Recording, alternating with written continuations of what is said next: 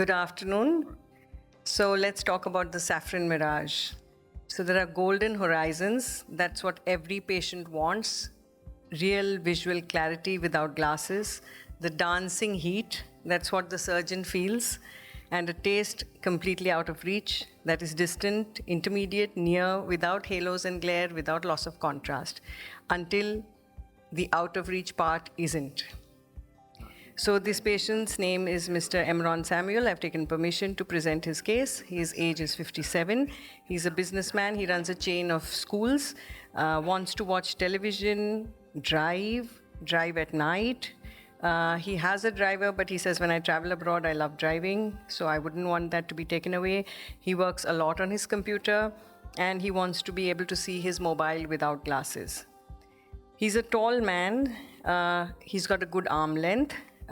Which is a little taller compared to the other Indians. He wishes to become less dependent on his glasses, as do all. He's not a diabetic, not a hypertensive.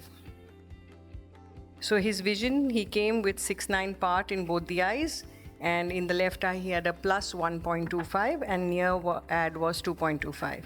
Now if I use an EDOF here, he won't be able to read near. He's a very particular person. He would not like any waxy vision or no loss of contrast that accompanies generally EDOFs which have spherical aberrations. He surely doesn't want halos and glares. He's read about it on the internet and he knows about it, and he doesn't want to use a trifocal. So this was his pupillary size. Very average, normal, photopic, mesopic. The dominant eye, it was coming 18 diopter with minus 0.52 and 19.5 with 0.38. This was on another optical biometer, similar results. I like going in with the first minus. In my hands, the first minus comes good. So this was the topography. It was a clean eye. If you see in the right eye, there is not much cylinder. In the left eye, there is a cylinder which will be corrected with an arc with the femto. OCT is normal, not too much dryness. So after the lens is injected in the bag, it takes another 30 odd seconds. This is the leading haptic, which you have to enclavate. Just lift it up and put it over the capsule. And the trailing haptic. Now we have the two small flanges. So if I've entered from the right side port, I like to do whatever enclavation 90 degrees away from there. That makes it very simple. And this is enclavating both the smaller flanges. So this hardly takes 30 seconds extra over and above your surgical time. The results, the right eye with the 18 diopter FEMTIS, this is from his Indo paper. He accepted +1 for near. And in the left eye, he was plano with 6/6 part and N6. And together, binocularly, he was doing just fine. So basically, he did not require that +1 reading in the right eye. He was very happy. I did offer it to him. He said, I don't want any number. I'm very happy how it is. Maybe 3 months down the line, when he comes for a follow-up visit, I will ask him once again. He has absolutely no halos and glare. He's extremely happy, and he's more happy because he got the money from the Mediclaim.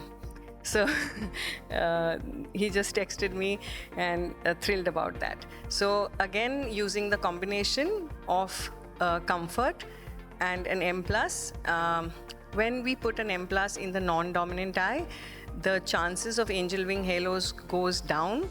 Of course, because he was a patient who was going to be using the computer a lot, I went ahead with the MF15.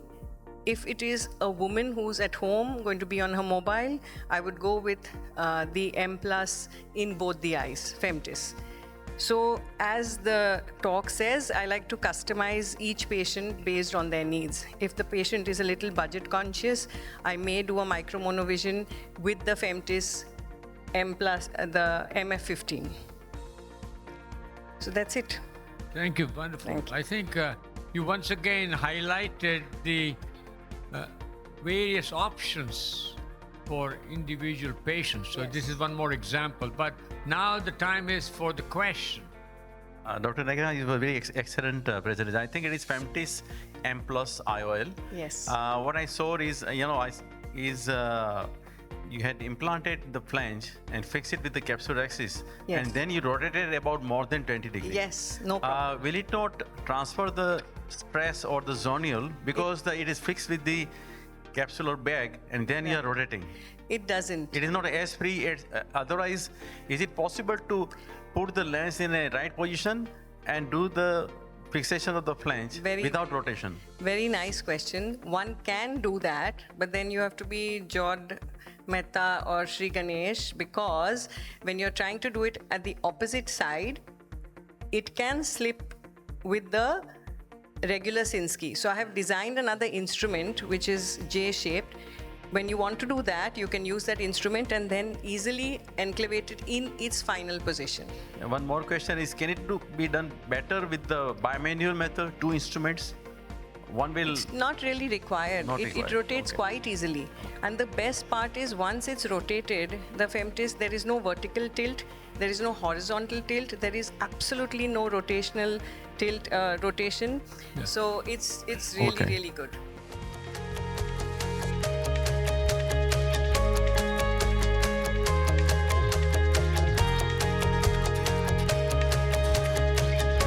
In manual capsular axis, the capsular axis cannot be made on the visual axis.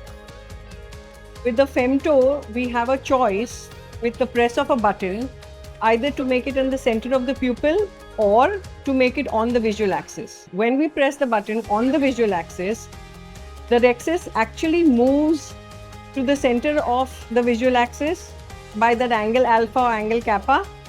We can see the position changing a little nasally, maybe a little inferiorly. Now when you fix the FEMTIS on the capsular bag, on the axis, it is perfectly centered. The ELPO, or the effective lens positioning, is so good that the outcome becomes very predictable. Yeah. And also over time, the refraction doesn't change. So only a FEMTIS lens, which has to be enclavated, can be fitted on the visual axis, and this gives the best sharpness and quality of vision.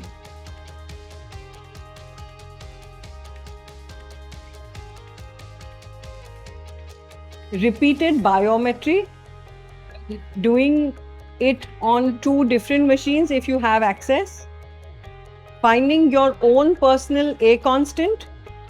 For some, it may be emetropia, for some it may be the first myopic reading, for some it may be the first hyperopic reading. Customize it to the surgeon.